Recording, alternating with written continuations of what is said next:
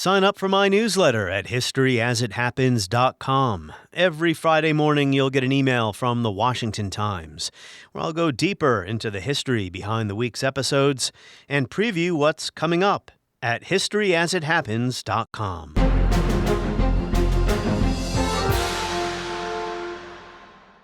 History as It Happens, September 7th, 2023.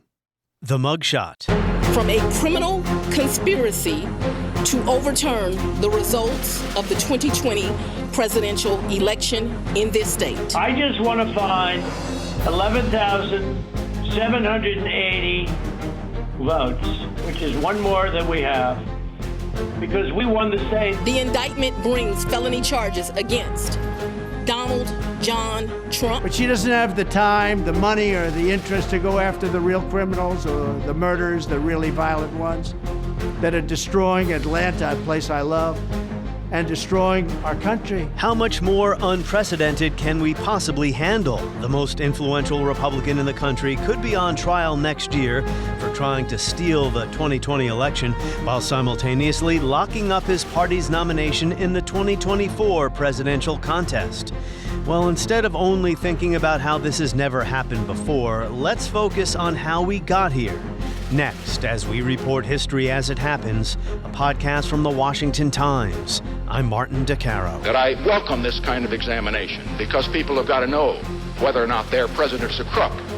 Well, I'm not a crook. Government is not the solution to our problem. Government is the problem. He is a globalist, and we are nationalists. He believes in some Pax Universalis.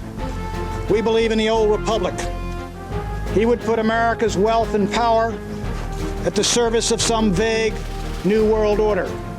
We will put America first. The idea that the United States was heading in the wrong direction at the end of the Cold War is remarkably prevalent. This is actually one of the central statistics, actually, that drew me into this period of study, was the notion that when President Bush was running for re-election, not only was his popularity low in the summer of 1992, but the nation's popularity in some ways was low. From his mugshot to the 4 indictments, to the way he trashed the peaceful transfer of power, to his 2 impeachments, you get the point. Donald Trump has worn out the word unprecedented, which happens to be my least favorite word in American politics, because it doesn't really help us understand the origins of our current moment, the origins of the right-wing populism that pervades the Republican Party's base, whose seeds were planted at the end of the Cold War, if not earlier. He would put America's wealth and power at the service of some vague new world order. We will put America first. Well, you probably recognize that voice. Pat Buchanan announcing his presidential candidacy in late 1991. And the he Buchanan referred to there was fellow Republican, the incumbent president George Bush. There was fertile ground for Buchanan's anti-government culture war message in the early 1990s.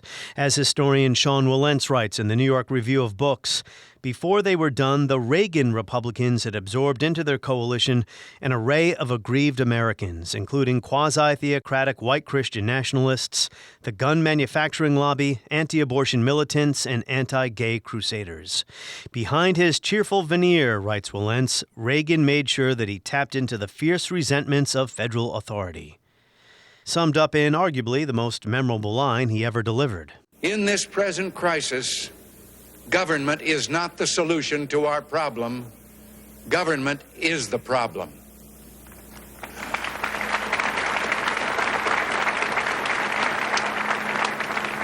From time to time, we've been tempted to believe that society has become too complex to be managed by self-rule, that government by an elite group is superior to government for, by, and of the people. Well, if no one among us is capable of governing himself, then who among us has the capacity to govern someone else? Seems clear to me that millions of Americans today view their own government as the enemy. There were other factors on the road to Trump. As the Cold War ended, the global economy was undergoing tectonic shifts, even before NAFTA was ratified. And then Americans would witness massive institutional failure, such as the subprime mortgage crisis and the bailouts of Wall Street, not Main Street, as the slogan went. forever wars in Iraq and Afghanistan. The causes of these problems and more transcended simple partisan divisions. Remember, many people who voted for Obama twice later voted for Trump. The same for a good number of Bernie Sanders voters in 2016. And in a close election, that's all it takes. And as Wilentz noted, there was a dark conspiratorial edge to the right-wing populism and anti-government fanaticism that emerged from the age of Reagan. Remember the Tea Party and Glenn Beck and the backlash to Obama's election? This president, I think, has exposed himself as a guy over and over and over again who has a deep-seated hatred for white people or the white culture. I don't know what it is. Sorting out these factors, placing them in some kind of causal hierarchy, figuring out how they interacted, and I'm sure I've left out a number of important points, will be left to historians as we gain more perspective on the age of Trump. However unprecedented his behavior, he just didn't come out of nowhere in 2015. But we can start doing that now with Jeremi Suri, Mac Brown Distinguished Chair for Leadership in Global Affairs at the University of Texas at Austin, and the author of Civil War by Other Means, America's Long and Unfinished Fight for Democracy. And Jeffrey Engel, founding director of the Center for Presidential History at Southern Methodist University, and the author of When the World Seemed New, George H.W. Bush and the End of the Cold War. I've read their books. You should too. Jeremi Suri, hello. Good to be with you, Martin. And Jeffrey Engel, hello again. Always good to talk to you. So, Jeffrey, not that this is any time for levity, with the fate of Res Publica on the line, but I don't know if you noticed this. In our emails trying to set up this conversation, I mentioned how I wanted both of you to be ready to discuss the New York Jets' upcoming undefeated season and Super Bowl victory, and Jeremi never responded. Jeremy's not a true believer. I've always questioned Jeremy's loyalty to the Jets, actually. Well, that's appropriate questioning. How could anyone take such a prediction seriously? How much money are you putting on that, Martin? I want to hear. I'll give you 5-1 odds right now. Let's put down some cash. I got a stack of Monopoly money right over here. Well, Jeffrey, I've been trying to bait Jeremi Suri here into Jet banter because we've got his old quarterback on the team. But anyway, we've got more important. It should be pointed out that Aaron Rodgers is actually 6'3", 215 pounds. Yeah, guy keeps and himself unvaxxed. So there you go. So as you both know, I'm on a personal mission to get people to drop the word unprecedented from their vocabularies. Doomed to fail, of course. But in this case, we are dealing with an unprecedented situation, although I'm not sure that word helps us understand it very well. Donald Trump is going to be on trial for corruption unless the trials are delayed next year, while simultaneously securing his party's nomination because of, not despite, these legal battles. I mean, that's what it looks like now. What do historians Jeremi Suri and Jeffrey Engel, men who spend their time reflecting on the intersection of past and present, generally think of this scenario? Jeremy, why don't you go first? Well, it's a nightmare for a republic because the presumption that the founders had was that someone running for office would not be on trial for a series of major felonies at the same time. They could not imagine that anyone would consider voting for someone like that.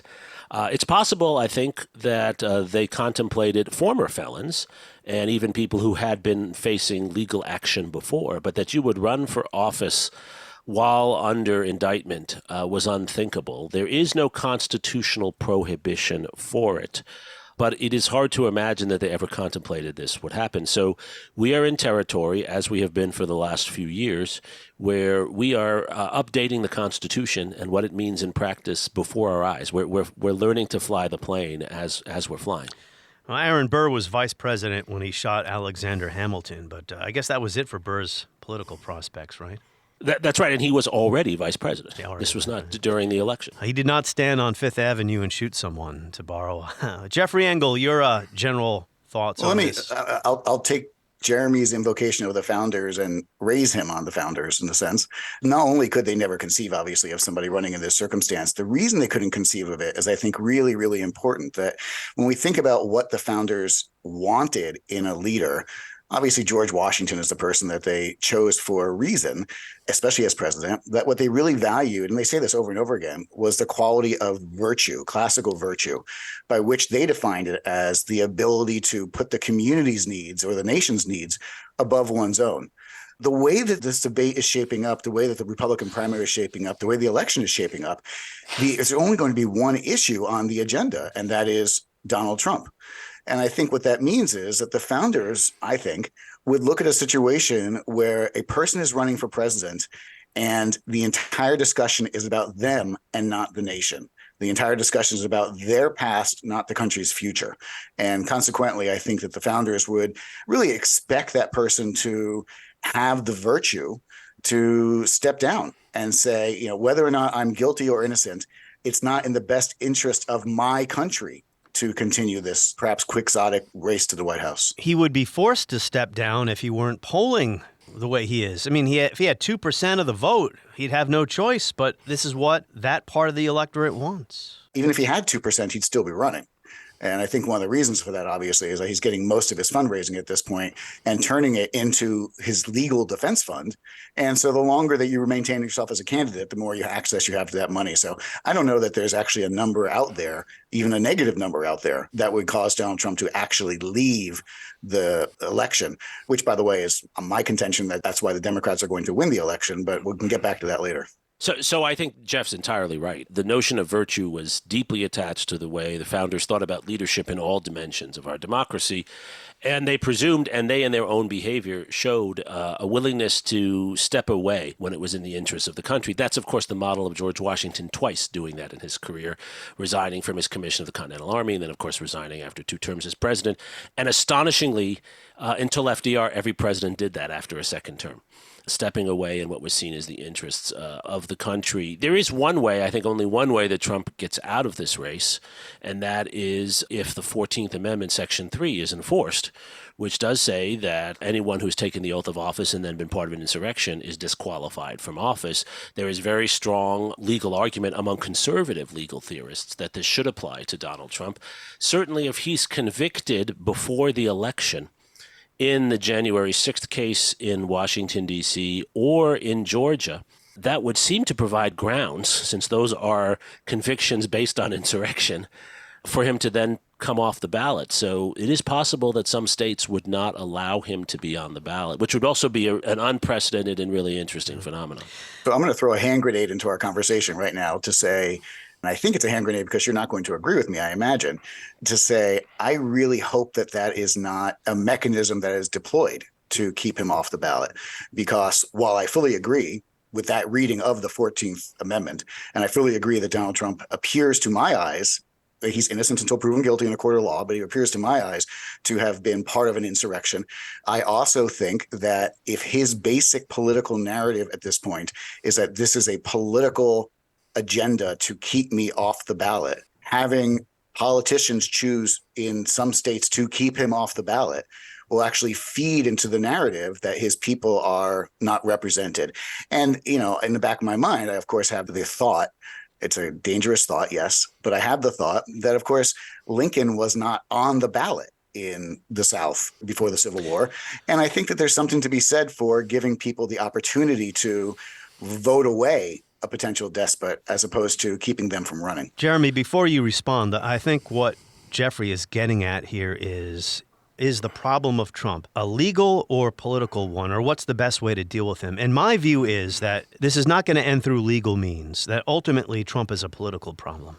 I think he's both a legal and a political problem. That's what makes this complicated. He's a legal problem because although I agree with Jeffrey that he's probably not going to get elected nationally, it is conceivable that in the future someone could flagrantly break the law and figure out a way to get elected, or that they could get lucky.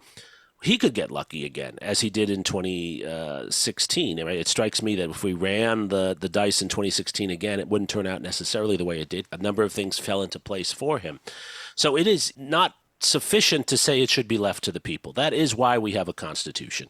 If we believed, Martin, that it really is up to the people, then we would just have a plebiscite democracy where we would have no rules and the people would sit and vote. You can't run for president if you're not a U.S. citizen. You can't run for president if you aren't born in the United States. You can't run for president if you're not above 35. Vivek Ramaswamy seems to just barely cross that, not in his IQ level, but in his campaigning. So the point is we do have certain rules. And I think it's a bad precedent, even if, as is likely the case, Trump loses ultimately, that then other candidates think they can break the law in the way he's broken the law. I guess what I'm trying to say is I don't believe the legal system will solve this, whether it should or not, right? I don't think it's going to be the way out of this problem. And of course, a large part of the electorate doesn't think this is a problem the way we're discussing it. But I don't think there's a political easy way out, too. I think, let's say he loses. Let's say Trump wins the nomination, as seems likely in the Republican Party, and then he loses to Biden by a slightly wider margin than he did last time, which is the likely outcome, right? His supporters are still going to claim the election is rigged. He still hasn't admitted, and his supporters haven't admitted that he lost the last election. But he won't be in power. But it's not going to convince them. Yeah. I think this actually feeds my argument, to be honest. Well, I do think this kind of politics is going to stick around for a while, though. Jeffrey, yeah, go ahead. I think that's true. And again, I concede immediately to point and enthusiastically agree with it that, of course, the Constitution does lay out rules. It also does not say that a person can't be president in jail. I mean, let's remember that. My concern at this point is for the future of the country. And if we are in a situation today where last time I checked, I believe 70% of Republicans today still believe that whether or not they believe Trump won, they believe that Joe Biden did not win, that there was some malfeasance in the election, that this was an illegitimate election. So if 70% of Republicans of one of the two major parties believes that the system did not produce a legitimate winner, I am concerned about a situation where we have a legitimate election without their candidate on the ballot and their candidate loses, then we're going to have 90% of Republicans saying that this was illegitimate. We're going to have 92% of Republicans saying that this is illegitimate. And I would like clearer referendum from the American people. Maybe that's pie in the sky, but I would like a clear statement from the American people repudiating this. I see your point. I see your point, Jeffrey. But I'm not sure those 70% will be satisfied if he's on the ballot and he loses again and he says he didn't lose. No, we could be in exactly the same situation. So my scenario, we get from 70 to 65. Your scenario, we get from 70 to 90. I'm not sure. I think actually Americans have more faith in the legal system than they do in the electoral system. Yeah. Well, I think we're past that point of, for those who say, this is it for Trump. No way that he'll be able to maintain his support after this, whatever latest outrage or whatever it is. We're past that point. If people were going to give up on him, they would have already. I do think he has topped out, though, popularity-wise. I don't think he can get 50% of the vote. He never did. He never got close to 50%. Yeah. Here's New York Times, before we start to get to the origins of Trumpism, from the New York Times about the mugshot. Sean Wilentz, frequent guest on the podcast, one of my favorite historians in the world, said it's dramatically unprecedented. Of all the millions, maybe billions of photos taken of Donald Trump, this could stand as the most famous or notorious. It is possible, he added, that in the future the mugshot will seem like the ultimate bookend to a political arc in the United States that began decades ago with Richard Nixon's "I am not a crook." And I want to say this to the television audience. I made my mistakes, but in all of my years of public life, I have never profited from public service. I've earned every cent. And in all of my years of public life, I have never obstructed justice. And I think, too, that I can say that in my years of public life, that I welcome this kind of examination because people have got to know whether or not their president is a crook. Well, I'm not a crook. I've earned everything I've got. Well, it would be great if this was a bookend, but we're not out of this yet. Yeah, I think that's right. I think it is a bookend, but I don't know what it's a bookend to. It could be a bookend to the unthinkable nature of this situation that we're in, and maybe we'll have other mugshots of other presidential candidates. I don't know. It is striking to me that the mugshot's being used by both sides. So Trump's campaign is using it to raise money, but Trump's opponents, particularly Republicans against Trump and the Lincoln Project, are using it to raise money. So it's become a polarizing icon is really what it's become. Well, I'm not sure that it's a bookend, only because I don't know where the story begins and ends yet. I'm continually struck by a question that was given to me the day that Trump was impeached the first time. A very perceptive announcer asked, is this the first line of his obituary? Is this the first line of his biography that he'd just been impeached? And I, at the time, said, of course, it has to be the first line of his biography. Now I'm not sure it's in the first paragraph. Or at the very least, it would have to be a complicated, complex sentence of multiple impeachments. So one way, I think, to look at the question of unprecedented, and I think this may be a place where, again, Jeremi and I, in a very friendly way, diverge in our thinking. Jeremy, I hear you saying that you are concerned that Trump is setting a precedent for subsequent presidents or subsequent political leaders to act in an undemocratic fashion. I don't know how much of this extends beyond Trump. I mean, I have to grant the slippery slope that, yes, obviously we have degraded our democracy in the last 10 years or so. And yes, it is more likely for someone to be able to use the politics of hate, fear, denial, and lying in order to advance their cause. At the same time, I have a hard time imagining what it would be that would ultimately torpedo and scuttle Trump's political career. But by the same token, and make him get out of the race, for example, but by the same token, I can't imagine anyone else surviving the things he has done. Now, maybe that's wishful thinking, but I do think that we have to remember that it's not just an unprecedented situation, but he seems to break the rules of political gravity. And at some point, the rules of political gravity, I like to think, will apply to people in the future. One of the first episodes I did when I launched this podcast in early 2021, Trumpism after Trump. And I am now come to the position that this kind of politics is going to stick around for a while when he is finally off the stage. But, we're predicting the future here. It's impossible to know for sure. I mean, everything we thought we knew about politics has been stood on its head. And it's important to point out that we're having a discussion about predicting the future with a man who just said the Jets were going to go 16-0 and win the Super Bowl. So man, well, that's my prediction. Let's keep this in perspective. So, just one more note about the Nixon thing, and I'm not a crook. If Nixon had a shot to run for re-election. I mean, he had already been elected a second time, so he could not run for re-election in 1976. He would have had no chance. He was never invited back to speak at a Republican National Convention ever again. He did slowly reemerge and refashion his public image, and he became a kind of a mentor of sorts on foreign policy questions. But, Nixon was a pariah, whereas Donald Trump is the leader of the Republican Party today. It's true, but I think Jeff's point is also that it doesn't mean someone else will be able to follow in his footsteps, and his time with us is limited, regardless of what happens in 2024. The man is in his 70s. He is not the future of the Republican Party himself. That's true. And I go back and forth in my mind. I do think there are ways in which he's opening the gates and encouraging people like Ted Cruz and others to lean into their lying tendencies. But there is also, I think Jeff is right, there is also a way in which he reminds us all what we don't want to see in our politics. He could be the trigger for a reaction, a stronger reaction against this kind of politics.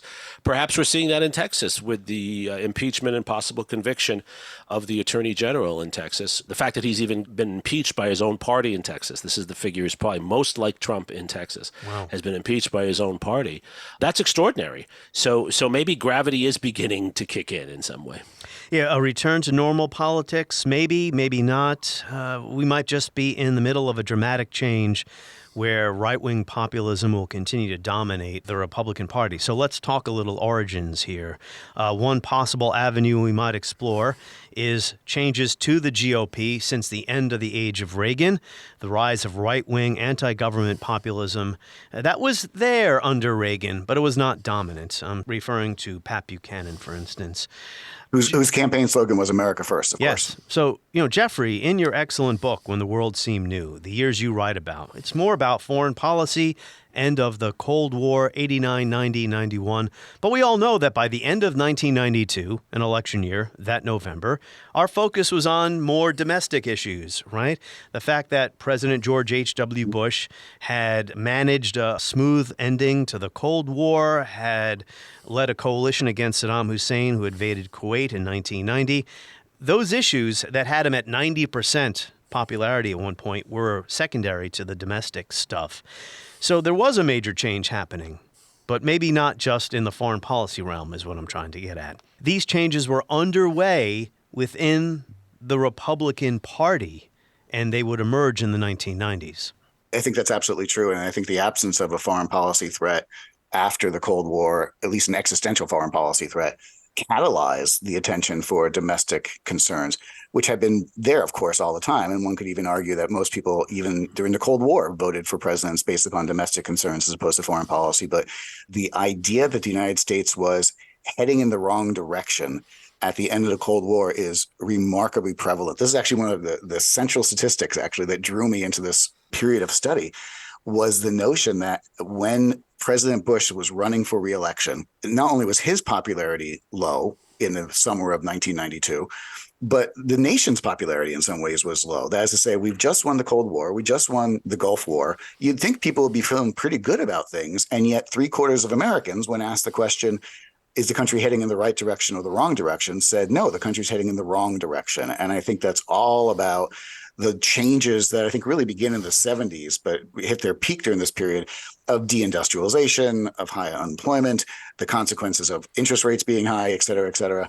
I prefer in this sense to look at the three candidates that emerged to challenge the two men who eventually become president, George Bush and, of course, Bill Clinton. The three major challengers in 88 and 92 are first, Pat Buchanan. Yet a militant leader of the homosexual rights movement could rise at that same convention and say, Bill Clinton and Al Gore represent the most pro-lesbian and pro-gay ticket in history, and so they do. Populist, nationalist, anti-immigrant, one might even say anti-Semitic, white supremacist in many ways, and an economic nationalist as well. Today we call for a new patriotism, where Americans begin to put the needs of Americans first. For a new nationalism, where in every negotiation, be it arms control or trade, the American side seeks advantage and victory for the United States. NAFTA and programs like that were going to, NAFTA hadn't been created yet, but it was talked about, was going to export jobs. The next one to look at is in 88 is David Duke, who, of course, was a former Klansman who runs for governor of Louisiana, runs for Senate of Louisiana, but then runs for president. He was a reasonable, viable candidate on the right, white supremacist electorate on the right. And then the third, of course, is Ross Perot. We have got to stop sending jobs overseas. To those of you in the audience who are business people, pretty simple. If you're paying $12, $13, $14 an hour for factory workers, and you can move your factory south of the border, pay $1 an hour for labor, hire a young 25, that's assuming you've been in business for a long time, you've got a mature workforce. Pay $1 an hour for your labor, have no health care, that's the most expensive single element making a car, have no environmental controls, no pollution controls, and no retirement, and you don't care about anything but making money, there will be a giant sucking sound going south. Ross Perot, I think, articulates many of the things that we hear today. Concern about the size of the budget, about the size of the debt in particular, concern about globalization hurting American workers and blue-collar workers. So there's a tremendous amount of discontent that bubbles up during this period. I think there's a lot to that. I mean, those are really great points. I would just add one element, which I think builds on this, which is that what you see at the end of the Cold War is the fundamental transformation of the global economy, and the United States is part of that. And so the world of Ronald Reagan is still a world of thriving small towns. You can still at least think about that. That's the imagery he's trying to create. It's morning again in America. Today, more men and women will go to work than ever before in our country's history. With interest rates at about half the record highs of 1980, nearly 2,000 families today will buy new homes, more than at any time in the past 4 years. The world of the 1990s, 2000s is a world of much greater economic inequality, where the so-called knowledge economy means that, quite frankly, that the students who come into my classroom and Jeffrey's classroom have access to skills and knowledge and earning power that their parents might never have been able to consider. But those who don't get to come into our classrooms don't have access to that world. And we see this bifurcation. And the Republican Party, following Pat Buchanan's politically insightful suggestions, makes itself the party of those who are left behind in what he calls a war for the future of American society. We must not trade in our sovereignty for a cushioned seat at the head table of anybody's new world order. And that overlaps, of course, with issues of race and immigration. But it is the bifurcation of the American economy which turns the Democratic Party from what had been a party of labor into a party of knowledge, economy, and finance, and the Republican Party into a party of the working class, the left behind, the angry Americans. Yeah, this rise of right-wing, more economic nationalism, nationalistic thinking, maybe this gets sidelined a bit after 9/11, where our focus does then return to global or foreign policy type ideas. George W. Bush was more of a traditional Republican. But, there's another parallel here is that Pat Buchanan was a celebrity. He was a TV commentator. He was a well-known newspaper columnist.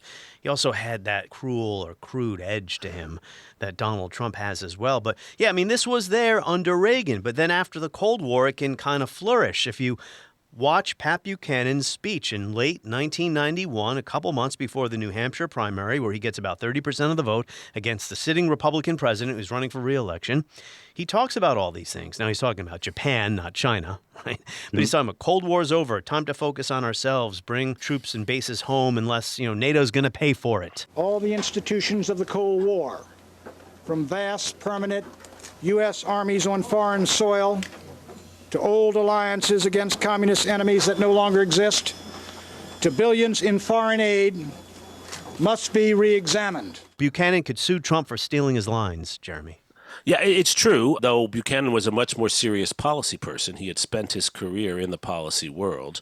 And what you're pointing to is that Buchanan articulated what had long been there in the Republican Party since the 1960s, as the party moves against the shifts in the Democratic Party to embrace civil rights and the Vietnam War and a related number of issues. George Wallace, as Dan Carter pointed out years ago, is in some ways the predecessor to Pat Buchanan, who's the predecessor to Donald Trump. What's different until Romney's run for president in 2012 is that until that moment, the elders of the Republican Party controlled who their national candidates were.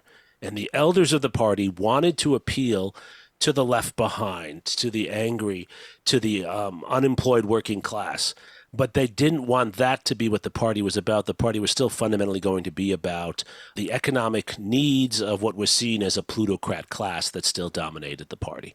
Now, what happens after Romney's loss is after for years of stoking and encouraging this far right within the party, the far right then captures the party. The Tea Party becomes the Republican Party. So it had always been there. It's just a shift in the power dynamics within the Republican Party. Well, let me add one more layer on that, because I think everything you said is exactly right on that evolution of party leadership and where the base of the party is. But there's also someone else that I think we need to talk about here, who is Newt Gingrich, because one of the things that I think Gingrich does that is transformative, and I think we're still living in his world in many ways. Scorched earth politics. Go ahead. Well, and also, if a basic fundamental idea of conservatism is that less government is better, I think Gingrich is a person who begins to articulate, one of the first people in power to articulate the idea that, well, not only is less government better, but no government is best. Or actually, if we can defund the government, or in Gingrich's case, if the government doesn't operate, if it shuts down, well, that's not a bad thing. We share the president's desire to get federal employees back to work. That's why we're trying to send him a continuing resolution, which would, in fact, put the federal employees all back to work. We think that's the right thing to do. I would note that in the president's statements, he said early on he couldn't sign our continuing resolution because it bound him to the Republican budget. That is, of course, not true. And he goes against the party leadership in the big 91 budget debate with Bush. One could argue that this is what kills Bush's chances for re-election, is the fact that Gingrich basically says Bush is no Reagan. Bush is no real conservative. By the way, Reagan wasn't a real conservative either, but that's a different story. And so, but one of the things that Gingrich did, of course, was bring in, as you mentioned, the politics of destruction. He, of course, first becomes famous by going on C-SPAN in the middle of the night when there's nobody else watching, giving speeches which were outlandish. But as a consequence, it became famous and forced people to defend themselves against arguments that were not, in fact, true. Yeah, Clinton would eventually outmaneuver him, but Gingrich's idea was to destroy the other side, not work with it. And Buchanan, referencing his speech from late 1991, criticizes Republicans, just as much as he does Democrats and liberals. There are other layers here to add too. I know, Jeremy, you want to comment on this, but I'll just throw a couple more layers on as well. The rise of the Christian right in the party during this time, the rise of abortion as almost a be-all, end-all issue, and the partisan media on cable, right-wing radio.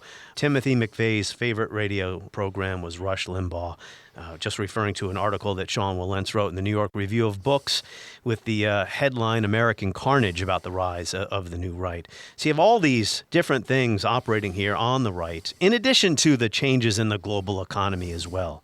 One more thing I'll add. I mean, that this is a classic case where historical change occurs because of multiple factors. One of the reasons we write books is because there isn't a single variable that explains things. Things are overdetermined. And the nature of campaign fundraising shifts also, in part because of technology.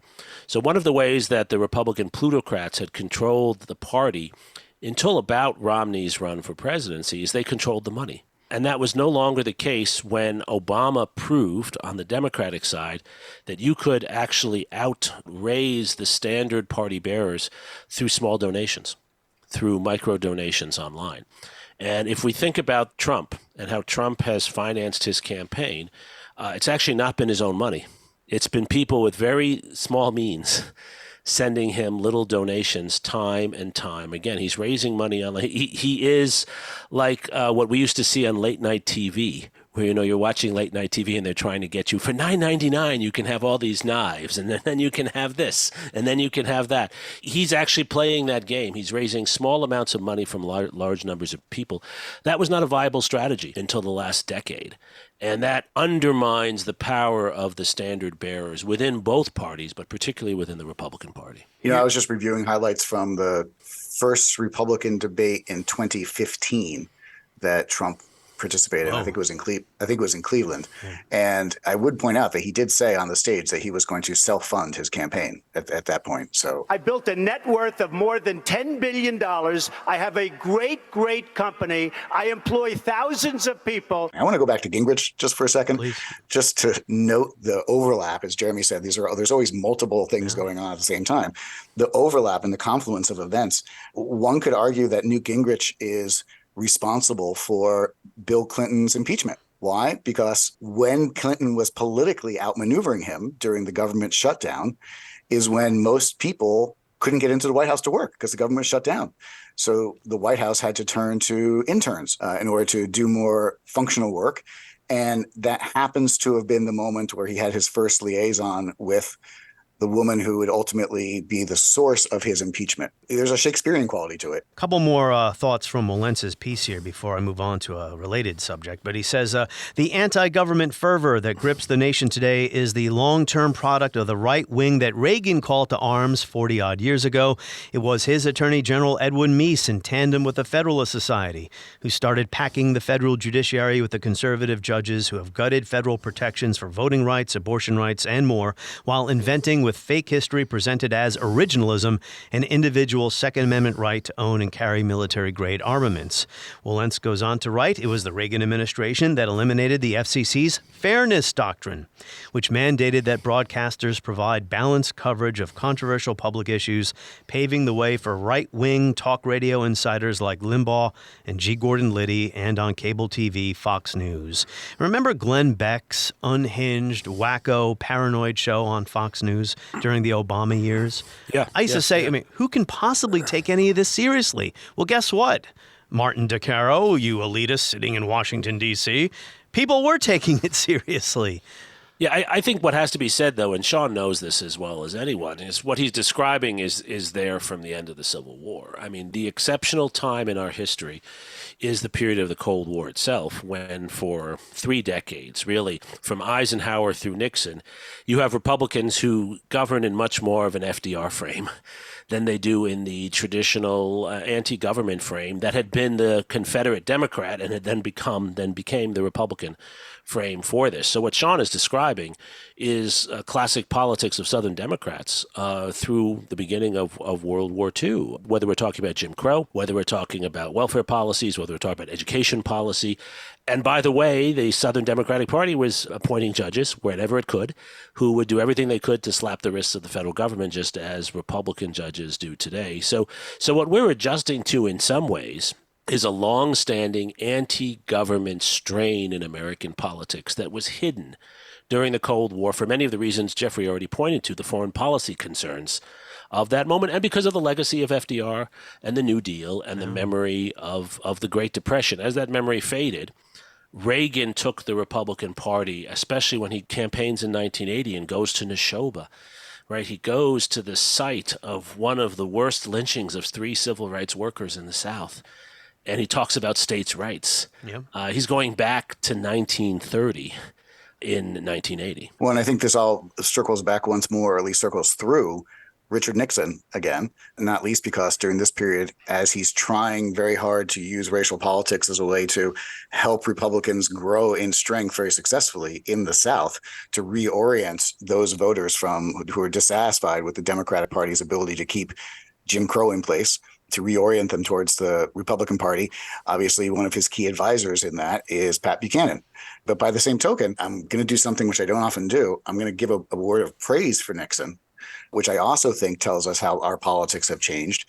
Because, as you pointed out earlier, Nixon, by the time he leaves office in 1974, is remarkably unpopular. But more important than that, has remarkably low, if no, political support left. He famously leaves the White House after having meetings with Senate leaders and with Republican leaders telling him that not only are you going to be impeached, but we're not going to vote for you either. As a consequence, he steps down, but he also demonstrates a sense of virtue at that moment, which is to say, yes, he could read the political cards, but at the same time, he could have kept on. He could have fought it out. He could have dragged the nation through more and more mud, but instead took the somewhat higher road of being able to say, well, the nation would not benefit from my continuing to do that. I won't benefit, but the nation would not benefit. And by the way, he had done the same thing in 1960. But he never really admitted wrongdoing in that speech. But I get your point. And I think this really underlines the point Jeffrey made earlier about there is something different about Donald Trump.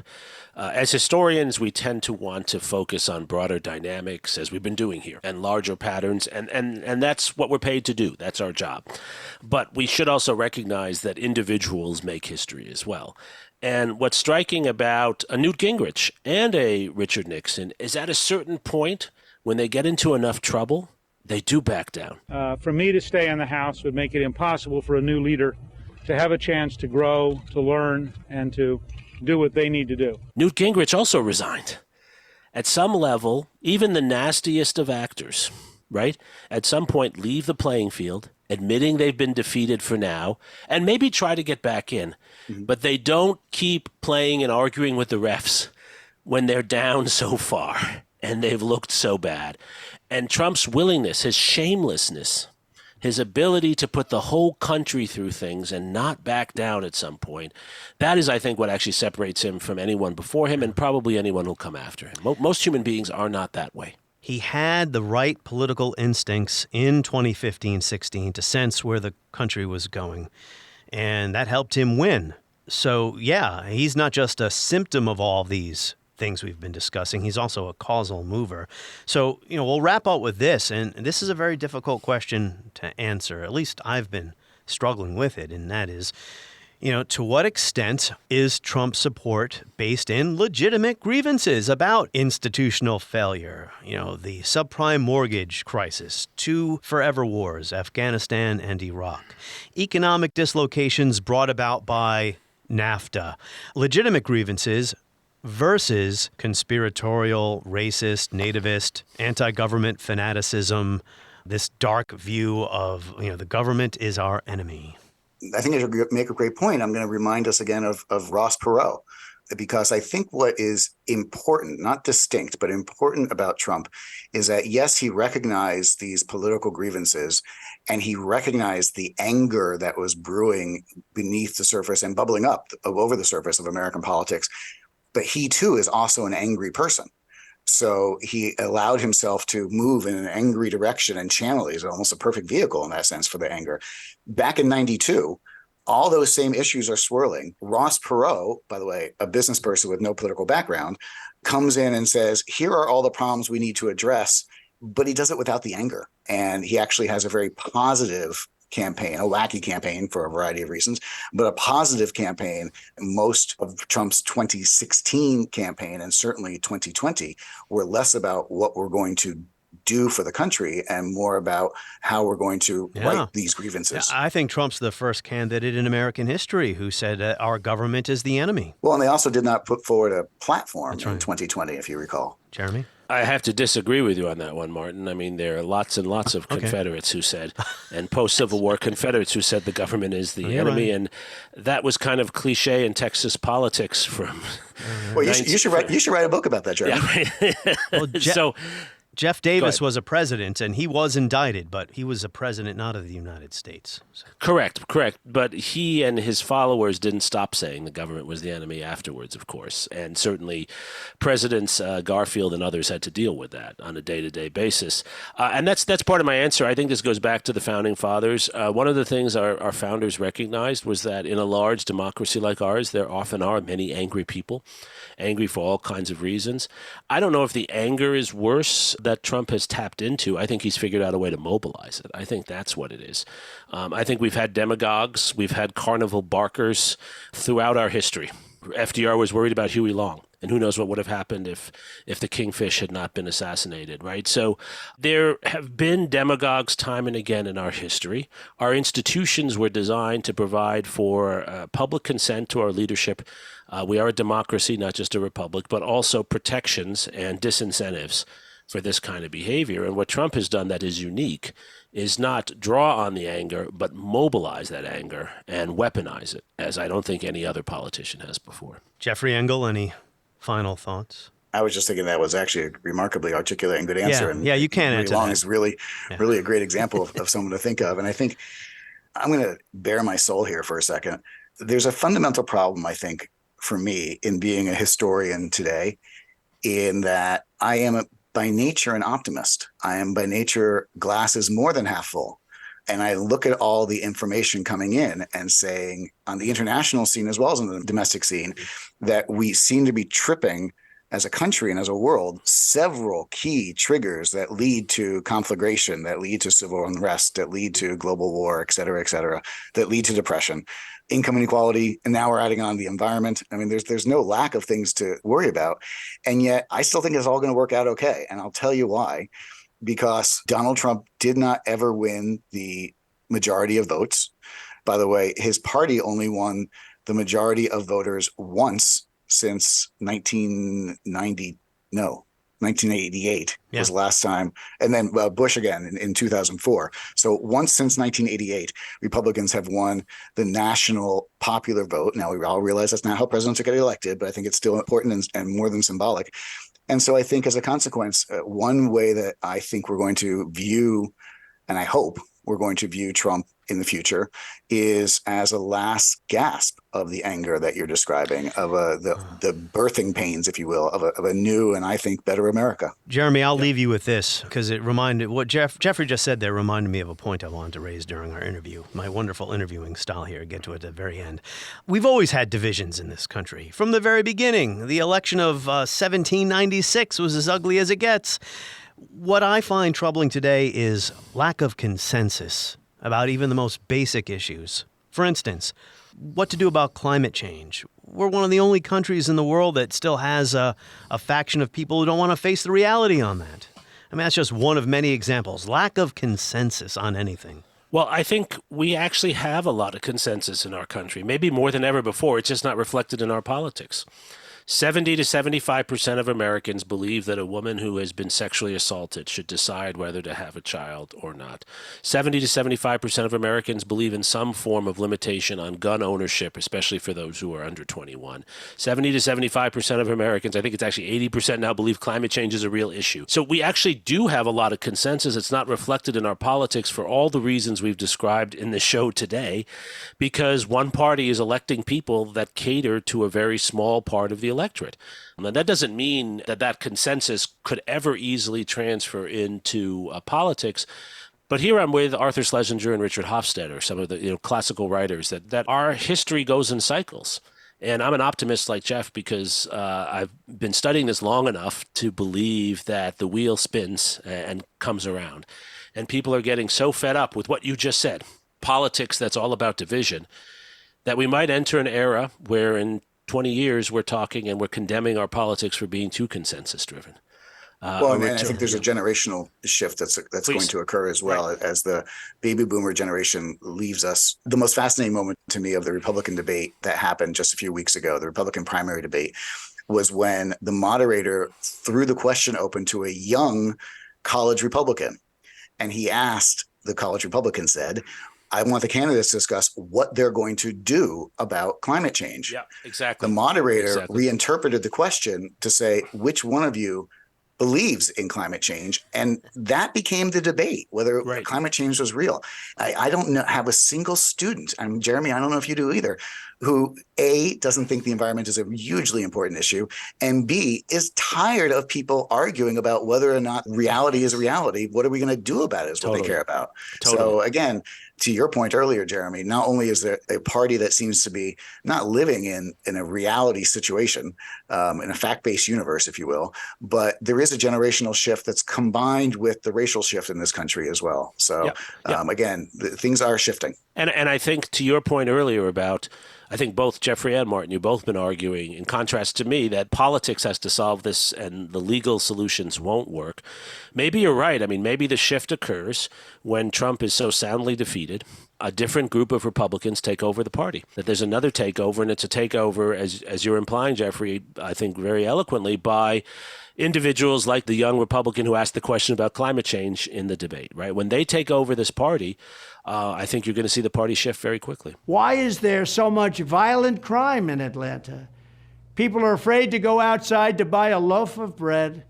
One big reason is that failed District Attorney Fannie Willis, who is campaigning and fundraising off, get Trump. We're going to get Trump. Not the murderers. We're going to get Trump. And he's like, frankly, she's like others that are also in her position. They let the criminals go, and they want to get Trump. They want to see if they can get some extra votes. But she doesn't have the time, the money, or the interest to go after the real criminals or the murderers, the really violent ones that are destroying Atlanta, a place I love, and destroying our country. This once beautiful, beautiful culture of ours, this way of life that was so incredible. She is a disaster for Atlanta. She's a disaster for the great state of Georgia. And it's a very sad day in America, but we will turn it around and we will make America great again, and we're going to make Atlanta great again. The former president in his response to the Georgia indictment. Make sure to sign up for my newsletter at historyasithappens.com. Remember, new episodes every Tuesday and Thursday, my newsletter every Friday. This is a podcast from the Washington Times.